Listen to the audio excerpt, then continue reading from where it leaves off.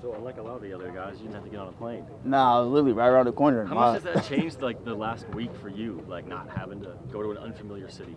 It's been great, man. I mean, like I was about to say, like my dad's house is literally 10 minutes up the street, right in the Speedway area. So literally just having like the familiarity with the whole city, knowing where the facility is, not having to scramble last minute, figure out how I'm gonna handle transportation and things like that, man. It's just made it a lot easier for me for sure. What's your mindset walking into this spot? Because as of now, the cornerback room is kind of wide open on the outside. 100%, just compete, man. Just compete 100% with everything I do, on and off the field, learning from the guys that's already here. The Kenny Moores, Julian Blackman, all those guys, man. Everybody in the room. So just continue to improve every single day. Have the humility, have my head down, and just learn from them and see where it takes me to. You have to sing that, but you still have a starter's mentality. Don't you always have to approach any situation like, I'm going to be a starter?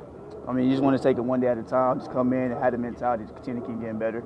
It's a foreign environment for me just coming into the league.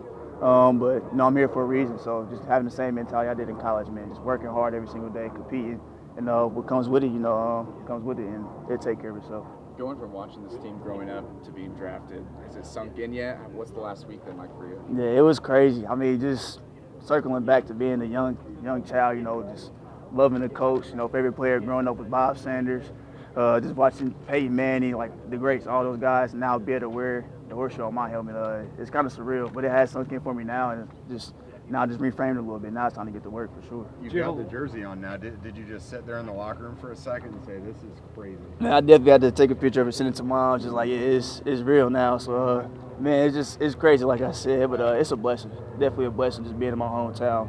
Definitely have my family, nearby, be able to come to some games. Not too many games, though, so that's going to be pretty expensive. But, yeah, it's going to be fun, though. It's going to be fun. How many friends and family members made mention of the Colts before you got drafted, just like hoping you'd land here? Pretty much by every single one of them.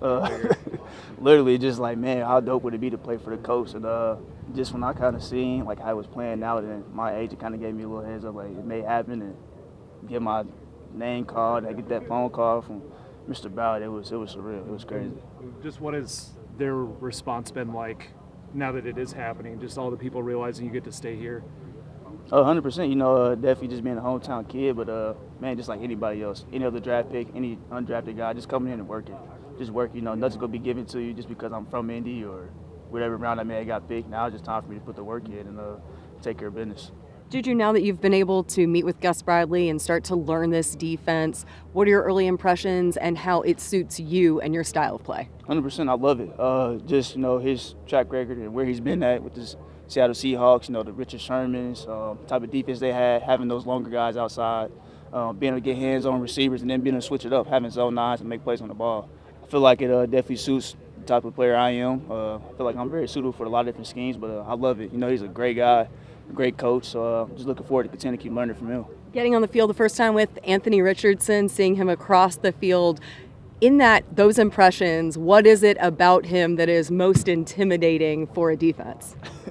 You don't really got to say a whole lot. You just look at him alone, like his physical stature. Like he's a big dude for sure.